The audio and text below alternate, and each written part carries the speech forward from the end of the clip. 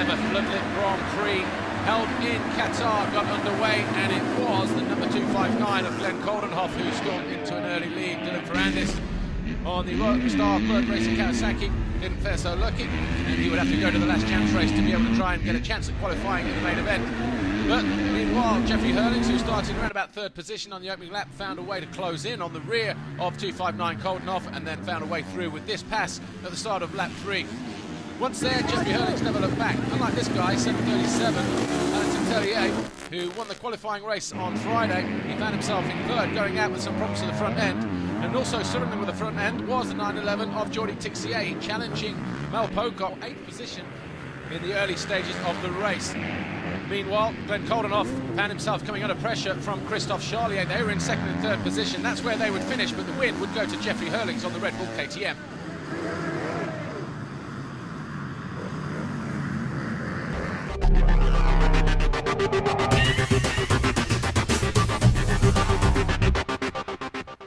In MX1 race 1, Evgeny Bobashev tried to get a hole shot from the inside, but there was a bit of bar-banging action going on between him and Ken Dodika.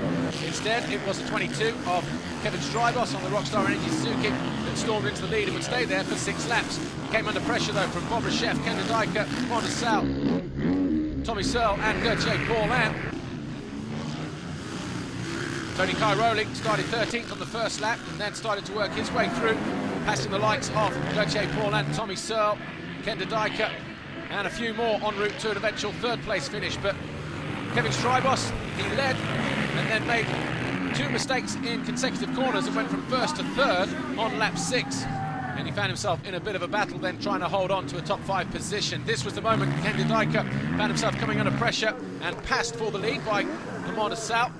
And Gauthier Paulin, who started in 7th, had an up-and-down race, eventually coming home in 4th place. Tony Cairoli made this move on Evgeny Bobashev to storm into 4th position, but it was a win for Losail.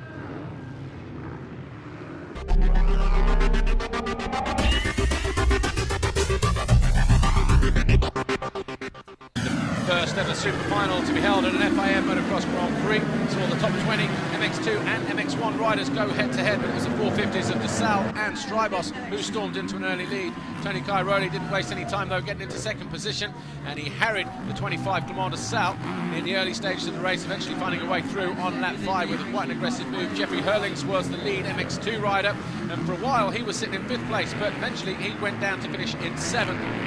Behind Kevin Strybos, he had a little bit of action going on behind him because he got Gauthier Paulin, Tommy Searle, Jeffrey Hurlings and David Philipparts to keep him company. But Tony Cairoli, once he got onto the rear wheel of Losail, he just applied the pressure and eventually on lap 5 would find a way through into the lead. Ken Dodika and David Philipparts, they were having their own little battle, and that would settle the battle for 8th place. Dodika eventually finishing in 8th. Gauthier Paulin on the Kawasaki, he worked hard throughout the whole Moto, and he came home in eventual 3rd place, but it was Jeffrey Hurlings in MX2 who came home in 7th position in the Moto, but he was an MX2 race winner, and that would help him to pick up a double MX2 score. But Gauthier Paulin was charging hard, finding a way past Evgeny Bobashev, and eventually into 3rd place. Losail was 2nd, Cairoli was the super final winner.